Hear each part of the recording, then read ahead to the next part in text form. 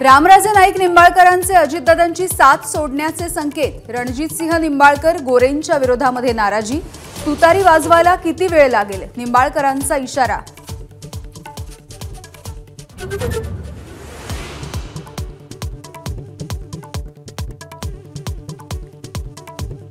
महायुतीचं जागा वाटप 10 दिवसांमध्ये जाहीर करणार। चंद्रशेखर बावनकुळेंची माहिती। छोट्या मित्रपक्षांचाही विचार होणार, जिंकेल त्याला जागा, हे महायुतीचं सूत्र।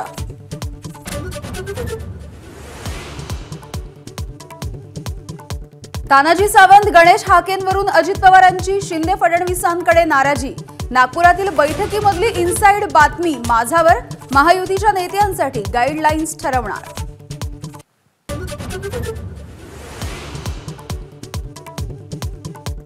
महायुती सरकारच्या विरोधामध्ये महाविकास आघाडीचं जोडे मारो आंदोलन। मालवणमधला शिवरायांचा पुतळा कोसळल्यावरून महाविकास आघाडीचे नेते आक्रमक। ठाकरे, पवार, पटोलेंचा आंदोलनामध्ये सहभाग।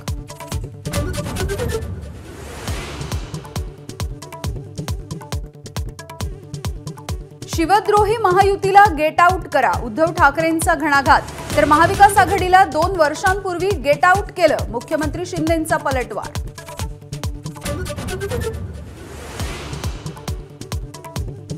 मध्य प्रदेशात शिवरायांचा पुतळा पाडला। कर्नाटकमध्ये पुतळा हटवला तेव्हा उद्धव ठाकरे गप्प का बसले, फडणवीसांचा सवाल। तर विकास कामं सोडून राजकारण करतायत, अजितदादांचाही निशाणा।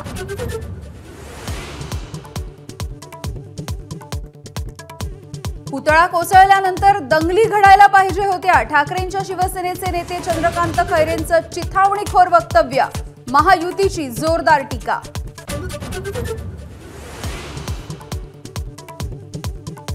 संभाजीनगर, दादर, नागपूर, सोलापूरमध्ये भाजपचंही महाविकास आघाडीला प्रत्युत्तर आंदोलन।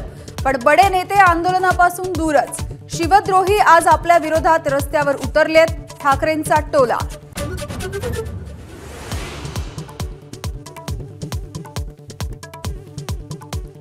हिंगोली जिल्ह्यामध्ये पूर परिस्थिती। बाजारपेठेसह नागरिकांच्या घरामध्ये शिरलं पावसाचं पाणी, जनजीवन विस्कळीत।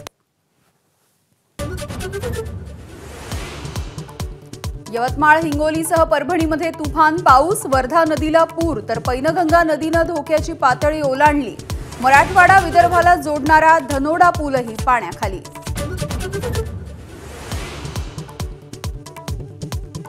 धर्तीवरचं नंदनवन असलेल्या काश्मीरमध्ये सुद्धा गणेशोत्सवाची धूम। पुण्याहून पाठवलेल्या बाप्पांच्या मूर्तींचं ढोल ताशांच्या गजरामध्ये स्वागत। श्रीनगर, कुपवाडा, अनंतनागमध्ये मंडळांची संख्या वाढली।